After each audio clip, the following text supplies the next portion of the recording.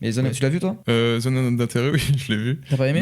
Non, mais si, j'ai bien aimé. Antisémite. J'ai voulu regarder ce film sur mon iPhone, Ah sans ouais. écouteurs. C'était peut-être pas le bon choix là. Au début du film, je me suis dit, bah, c'est pas si ouf là ce que je regarde. Et ensuite, j'ai mis des écouteurs et j'ai un peu augmenté le son et là, j'ai compris. Tout se joue sur l'ambiance Oui, sonore. parce que oui, le film Enfin, se pas passe- tout. c'est une histoire vraie d'un commandant nazi qui avait choisi de faire construire sa maison à côté d'Auschwitz. Donc l'image qu'on voit là, ils ont reconstruit du coup en VFX pour Auschwitz. Mais bref, non, franchement, ouais, sur l'ambiance sonore, il est exceptionnel ce film parce que du coup, bah, t'entends vraiment constamment des cris, des machines, vraiment des trucs industriels absolument horribles. Et eux, ils s'amusent et tu vois qu'ils jouissent un peu de ça, d'être à côté, un truc un peu pervers. Où ils font pas comme si de rien n'était forcément, tu vois. Et du coup, bon, là, il y a des images vraiment qu'on peut mettre en parallèle avec ce qui se passe en Israël, avec toutes les raves à côté, ou quand ils organisent des pique-niques sur les collines pour voir les bombardements à Gaza. Hein. Et ça fait pas depuis le 7 octobre, hein, ça date de bien avant d'ailleurs. Mais là où j'ai trouvé le film super intéressant, c'est du coup déconstruire ce mythe que le nazisme, c'est la bête immonde. Qu'en gros, ce soit la pire chose que l'humanité ait jamais faite et qu'elle soit inexplicable. Ça, c'est juste une indignation morale et c'est pas pertinent, tu vois. Là, ça explique le nazisme. Ça dit comment on a pu en arriver là. Faut bien l'expliquer pour éviter que ça se reproduise. Spoiler, ça se reproduit actuellement. Mais on voit qu'en fait, le nazisme, c'est intrinsèquement lié au capitalisme. À un moment, tu vois qu'ils font une réunion, on dirait un truc marketing nul, tu vois. Genre, André, il gère un peu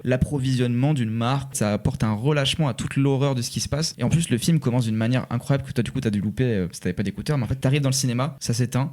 Écran noir, et là pendant facile 5 minutes t'as un son ambiant à la Aphex Twin qui dure longtemps. T'es un peu en mode ok, là je vais te purifier de toutes les images que t'as vues ailleurs et t'arrives dans le film complètement vierge, tu vois. Ouais, et puis la scène de fin aussi est magnifique où t'as le mec du coup qui sort de son truc et il se met à vomir, donc un peu comme s'il y avait malgré lui son corps qui ressentait ce dégoût qu'il a tant réprouvé. Et après t'as un cut, l'endroit où il est qui est devenu un musée aujourd'hui, donc beaucoup ce rapport au musée colonial de on fait du tourisme sur les horreurs, tu vois les femmes de ménage qui travaillent là-dedans, donc c'est-à-dire qu'on a tout marchandé, donc en fait on continue aujourd'hui à perpétuer ce truc avec le capitalisme. Enfin, c'est super, c'est un chef-d'œuvre ce film. Alors vraiment, c'est exceptionnel ce qu'il a fait Jonathan Glazer. En plus, qui est très basé. N'importe quelle récompense qu'il a eu pour ce film, à chaque fois, il a fait un discours pro-Palestine, Free Palestine, et voilà.